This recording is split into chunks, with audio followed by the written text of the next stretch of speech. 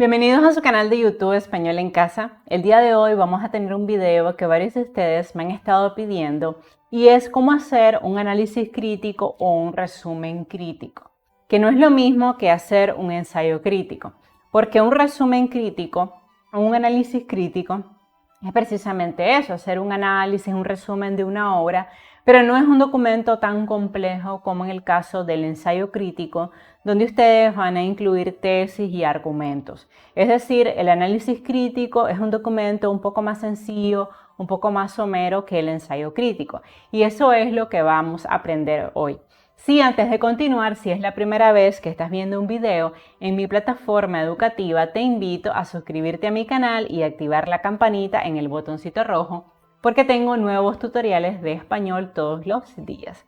Entonces vamos a comenzar analizando por qué los profesores nos dejan hacer un análisis crítico, cuáles son las tres partes principales de un análisis crítico y vamos a ver a través de un ejemplo todo este marco conceptual aplicado porque es la mejor manera de aprender. Yo siempre les digo eso en mi canal. Entonces, lo primero que hay que tener claro es por qué el profesor me pide que yo haga un análisis crítico. Bueno, te lo pide porque quiere que tú desarrolles el pensamiento crítico, que seas capaz de leer un documento de investigación y puedas analizar críticamente ese documento, logres identificar los argumentos principales del autor, la tesis que el autor quiere probar. Eso es lo que quiere tu profesor a través del resumen crítico. Además, quiere que seas capaz de extraer, analizar e interpretar todo el contenido del artículo.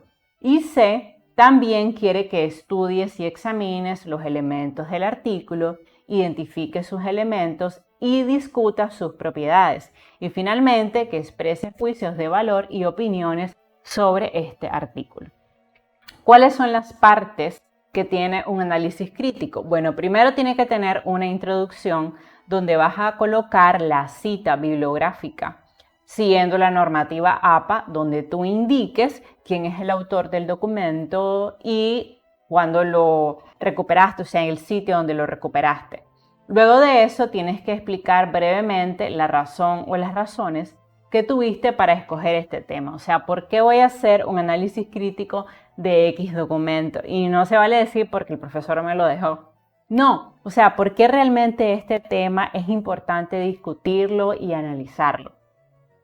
Después de eso tienes que ir al resumen crítico, que es la parte medular, donde vas a explicar cuáles son los argumentos principales del autor, qué otros puntos propone el artículo que es válido discutir, qué evidencias, ya sea datos, hechos, estudios, presenta el autor para respaldar su argumento y cuán confiable es este argumento o son estos argumentos, a qué conclusiones llega el autor en este artículo y finalmente qué recomendaciones da el autor dentro del documento.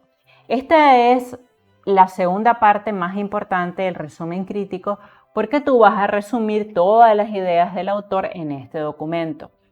En el resumen crítico es importante que tú utilices verbos que te permitan reportar las ideas de otro autor. Por ejemplo, el autor establece, señala, comenta, indica, asegura, resume, concluye.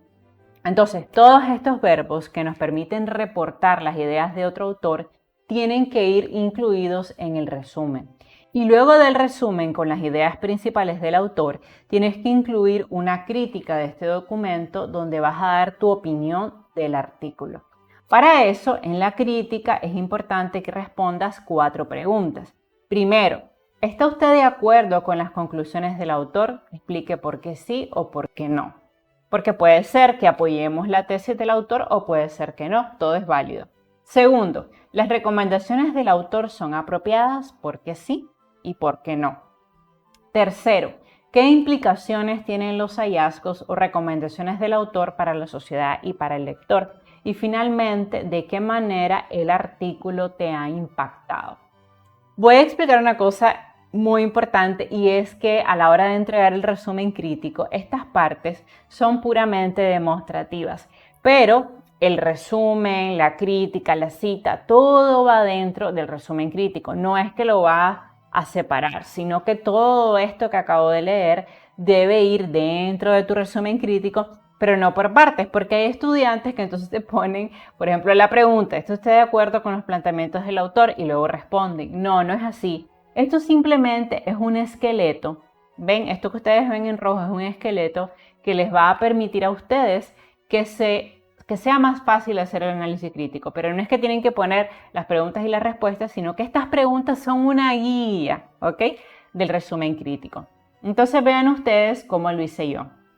Me leí obviamente primero un documento sobre el e-learning, una propuesta que dice que en este tiempo de pandemia el e-learning es la principal herramienta de enseñanza-aprendizaje que tenemos los maestros. Entonces me gustó el artículo y decidí hacer un resumen crítico porque estaba pues muy propicio por este tema del COVID.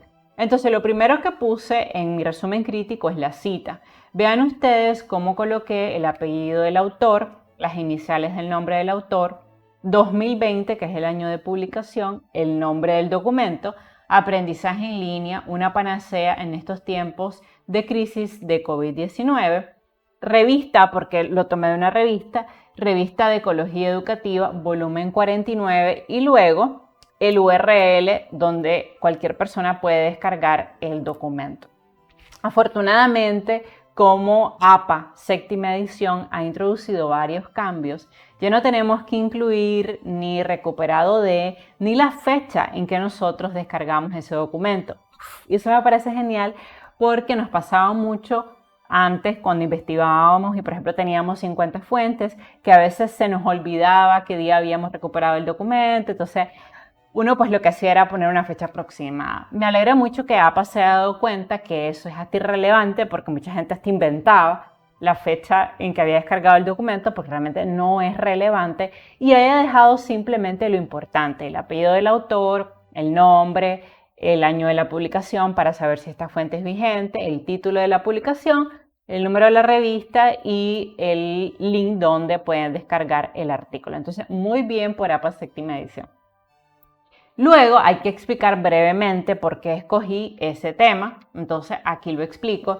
Escogí este tema porque considero que los maestros debemos encontrar respuestas y alternativas ante el confinamiento, de forma tal que los estudiantes no pierdan el año escolar. Y la mejor opción que tenemos en este momento es el e-learning, ¿ok? Entonces ya ahí yo cumplí con el primer requisito del resumen crítico. Ahora voy al resumen crítico donde indico los argumentos, los hallazgos y las evidencias que presenta el autor de este documento. Recuerden que aquí es donde van a usar el autor indica, asegura, comenta, reporta, concluye, etc. Entonces comencemos. Este artículo informa que el brote repentino de una enfermedad mortal llamada COVID-19 causada por coronavirus sacudió al mundo entero. Se han cerrado todas las escuelas y universidades y los profesores y alumnos deben continuar el proceso de enseñanza-aprendizaje en casa. En esta nueva realidad, el e-learning es la mejor manera de mantenerse conectados con los estudiantes a través de información sincrónica y asincrónica, combinando conferencias en vivo usando Zoom, Meet o Cisco Webex, con una gran cantidad de actividades como videos, podcasts, presentaciones de PowerPoint, documentos en PDF y documentos en Word que podemos poner en una plataforma online. Entonces, este es a rasgos generales de qué trata el artículo. Ahora yo voy a ir desglosando cada uno de los documentos por cada párrafo. Entonces, el autor considera que existen buenos argumentos asociados con el aprendizaje electrónico, tales como la accesibilidad, la reducción en gastos de transporte, la flexibilidad del aprendizaje, la flexibilidad horaria, la posibilidad de combinar los estudios con el teletrabajo, la variedad de recursos educativos, la posibilidad de preparar material interactivo y, por supuesto, la posibilidad de mantener el confinamiento para evitar el contagio y el colapso de los sistemas de salud ante el COVID-19. Entonces, aquí tengo otro argumento que me pareció válido. Vamos a ir al siguiente argumento. El autor indica que el modo de aprendizaje en línea es de fácil acceso y puede llegar a áreas muy remotas. Además, lo considera un modo de educación relativamente más barato en términos del menor costo de transporte y alojamiento. Este documento analiza que la combinación de conferencias en tiempo real con actividades asincrónicas en plataformas digitales da lugar a aulas invertidas mixtas en este periodo de pandemia. Y ahora viene una cosa importante, y es que yo voy a introducir una cita de más de 40 palabras. Recuerden ustedes que la normativa APA dice que si la cita tiene menos de 40 palabras va entrecomillado dentro del texto, pero si tiene más de 40 palabras va en un bloque separado con mayor sangría. Y eso es lo que ustedes ven aquí, que tengo el nombre del autor, el año de la publicación, y luego, si ustedes se fijan, tengo la cita de más de 40 palabras con sangría. Entonces, vamos a leerla. Dawan S. 2020 define el aprendizaje en línea como, y aquí viene con mayor sangría el bloque de las 40 palabras, experiencias de aprendizaje en entornos sincrónicos o asincrónicos utilizando dispositivos, por ejemplo, teléfonos móviles, computadoras portátiles, tabletas, etc., con acceso a Internet. En estos entornos, los estudiantes pueden estar en cualquier lugar, independientemente, para aprender e interactuar con los instructores y otros estudiantes.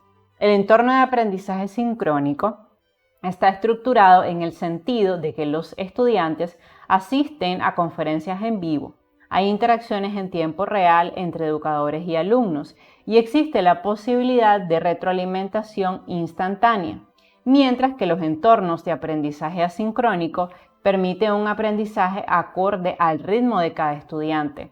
En tal entorno de aprendizaje, el contenido del aprendizaje no está disponible en forma de conferencias o de clases en vivo. Está disponible en plataformas de aprendizaje y foros.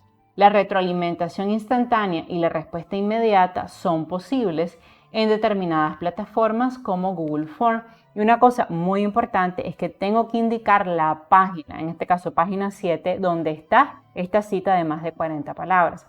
A veces a los estudiantes se les olvida este dato y se atrasan. ¿Por qué? Porque cuando uno está leyendo el documento ya tiene que ir marcando las citas que uno quiere incluir y ya ir marcando la página para que luego no sea tan difícil. Vamos a seguir entonces con el siguiente argumento que está dentro del documento. El autor analiza que en esta era de pandemia se necesitan plataformas en línea. Las plataformas que permiten videoconferencias con al menos 40 o 50 estudiantes ofrecen la posibilidad de discusiones con los estudiantes para mantener las clases orgánicas, desarrollar conferencias en teléfonos móviles y en computadoras portátiles. Brindan la posibilidad de ver conferencias ya grabadas y proporcionan retroalimentación instantánea a los estudiantes que pueden tomar diferentes asignaciones a su propio ritmo. Vamos al siguiente argumento. El autor comenta que Google puede ser realmente útil en situaciones tan problemáticas porque ofrece muchas herramientas como Gmail, formularios de Google, calendarios Google Drive, Hangout de Google, tablero y dibujos de Google Jam y Google Classroom. Sigamos al siguiente párrafo.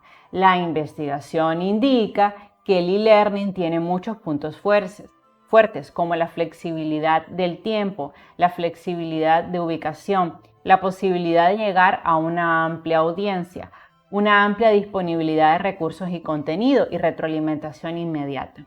Esto significa que los estudiantes pueden organizar sus propios horarios, estudiar y trabajar al mismo tiempo, recibir comentarios, completar muchas actividades a su propio ritmo y recibir información inmediata sobre sus calificaciones.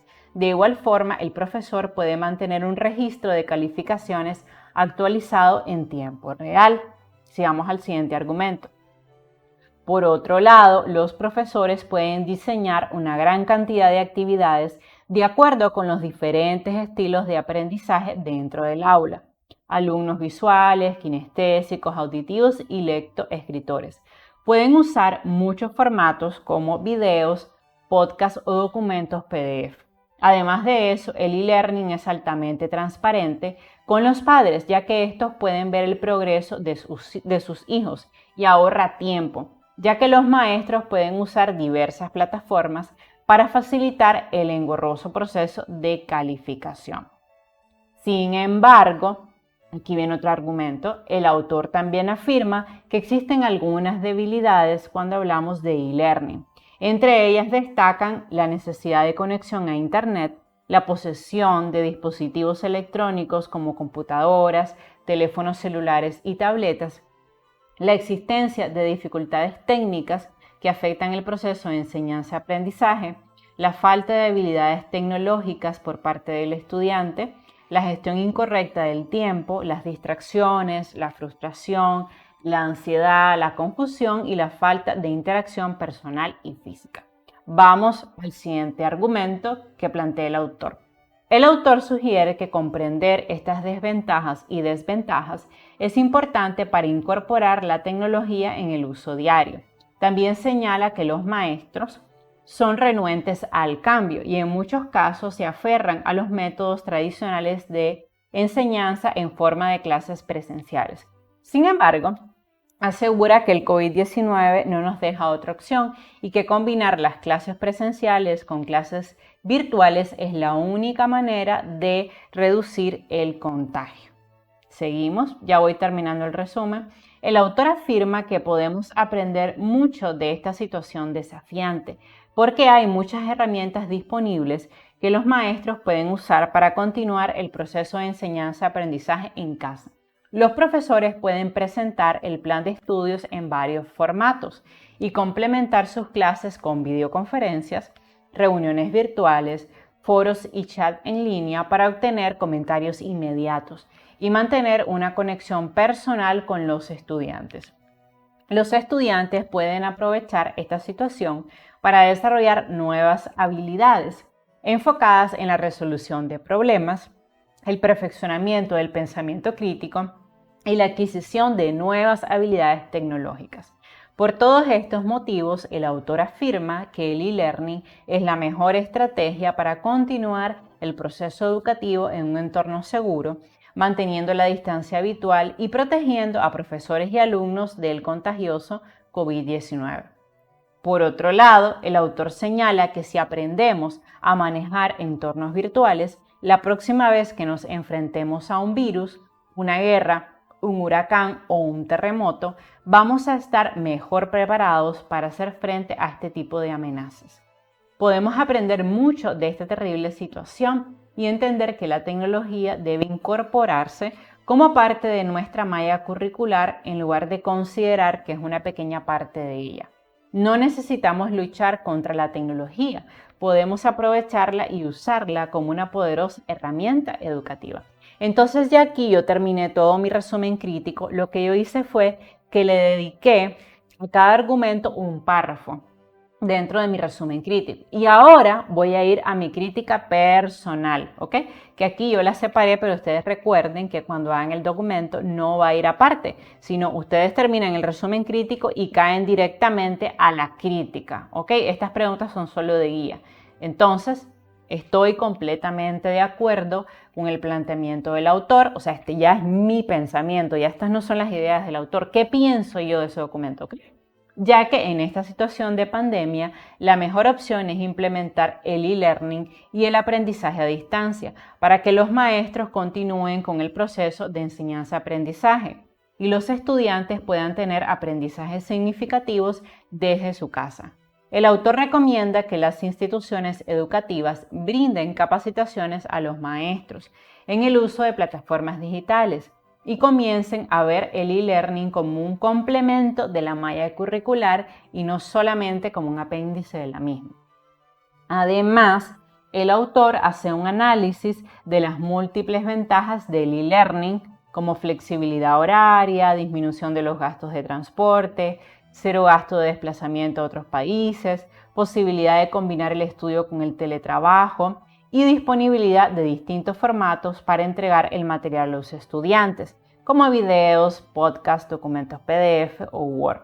También menciona algunas de sus limitaciones, entre las que destaca la pérdida de contacto humano, la necesidad de conexión a Internet, el uso de un celular o computadora y la necesidad de habilidades tecnológicas básicas. Y ahora ya voy terminando. voy a entrar a hallazgos y recomendaciones. Los hallazgos y recomendaciones del autor son muy acertados en esta nueva era de pandemia. El e-learning es la mejor manera de continuar los procesos de enseñanza-aprendizaje desde el hogar, manteniendo al personal docente y a los estudiantes protegidos del COVID-19. Por otro lado, si adoptamos el e-learning como un componente esencial del trabajo en el aula de clases, lograremos dar un salto significativo en nuestros sistemas educativos y dejaremos de ver el e-learning como un tema marginal dentro de la malla curricular. Solo así daremos un verdadero salto cualitativo que nos permitirá estar más preparados la próxima vez que enfrentemos un nuevo virus, un desastre natural o una guerra biológica. Bueno, y eso ha sido todo por hoy. Hemos aprendido hoy cómo se realiza un resumen crítico, cuáles son las partes de un resumen o un análisis crítico y hemos visto todo este marco conceptual a través de un ejemplo. Te voy a dejar en el link de la descripción este documento por si quieres descargarlo y analizarlo en detalle.